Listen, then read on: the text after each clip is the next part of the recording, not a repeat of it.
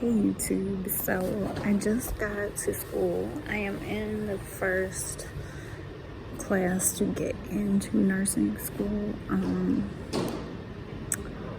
It's basically like a transition class, and it gets the LPN to look at nursing through the eyes of a RN instead of an LPN, and how it differs in your role in healthcare. So it was pretty cool. Like, for my first lecture, like, we really talked about documentation and stuff, and I do have some stuff to show you guys. Like, there's actually a abbreviation list from JCO with a list of abbreviations that you cannot use. So I'm gonna put them up on the screen.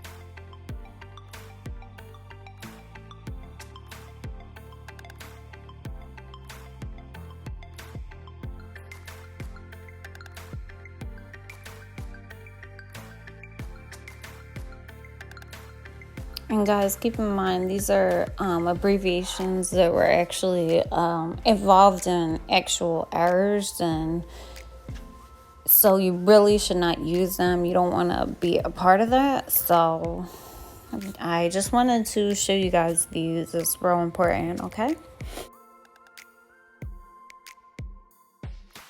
Oh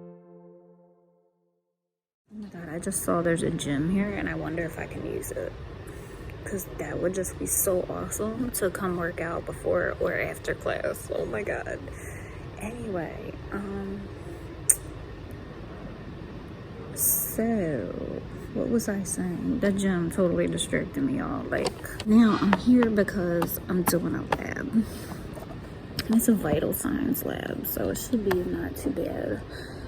And the thing I can say about lab going into it, make sure you're prepared. Like, take the time to just read through and take notes and then go back over your notes. And to go back over your notes, like, I suggest just going back over it and highlighting. Come up with like a whole color coding system. Like, let me show you. Okay guys, so basically for my notes, we're using ATI for basically the whole course so far, not the book. So in blue, every single page I write ATI, and Engage Fundamentals is like the box that this module is in, and I think in yellow is the name of the module. So on every single page I write that, so I know exactly what it's under, what these notes are from. And then if I use an abbreviation, I put it up top. If I have extra stuff that I didn't write in here, like, I'll put it up top or in the margin or whatever. And that's what I did here as well. And then any like category, I'll highlight pink. And if it's a broader category with the pink underneath it, I'll do the broad category in orange, and I'll put it above the pink. And that's basically how I do my notes. That's my system. And then I'll put any questions somewhere in the margin, and I'll always do that in green. Like, I'm a color coder person.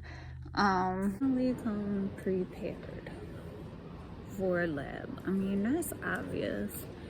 And don't go, like, find your own system for notes. It's too hard, like, trying to follow other people's methods to a T. Like, that's too much extra effort. You need to focus your effort and come up with your own type of note-taking system. And I would suggest doing shorthand, so that you can write real fast. Just leave most of the vowels out the words, and then you can just write faster, and it takes up less space. Also, like you saw in my notebook, use binders, because if you have extra info, you can put it where the paper wherever you want in your notebook. Like, you don't have to flip to the next available page.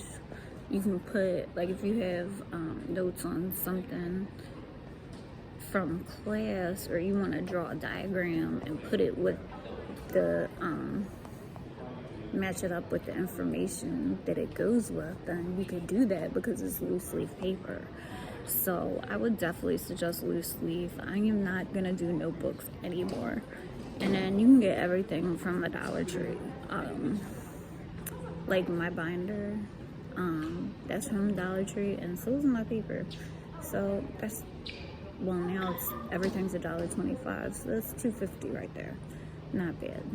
Also, maybe you should see if you even need the book, because I spent all this money on this book, and so far in the curriculum there's absolutely no mention of the book. So I basically spent $400 for absolutely nothing, and I can't return it. It's an ebook. I already used the access code, so it was basically $400 I just gave away and put in someone's pocket. So do what the other people in my class did, and don't buy the book until you talk to the teacher. You always email your teacher way before the class starts. She can give you pointers if she wants to. Alright, that's basically it for now. Okay, so I just got done at lab. So for you guys who didn't get into nursing school yet, or into that first class, like for LPNs, either one, I just wanted to talk to you about the dummies. When you go to lab, like, your teacher is going to tell you and everything, but make sure you have your stethoscope and a watch, because you have to get vital signs. And if you have the type of dummy that my school has, you can get a blood pressure on the dummy. Now, in my school, there's, just like on TV, how they have interrogation rooms and the cops stand outside the room and they can see the person being held, and they can watch, and they can see the person being held, and they can watch an interrogation. Well, that's how it is in my school. Like, anyway, be ready to do actual vital signs. Be ready to do a blood pressure on the mannequin, palpate pulses, and because I was not expecting that, and it kind of caught me off guard. I was like, whoa, okay. So yeah, we had to act as if it was a patient, and then we had to document in the MAR.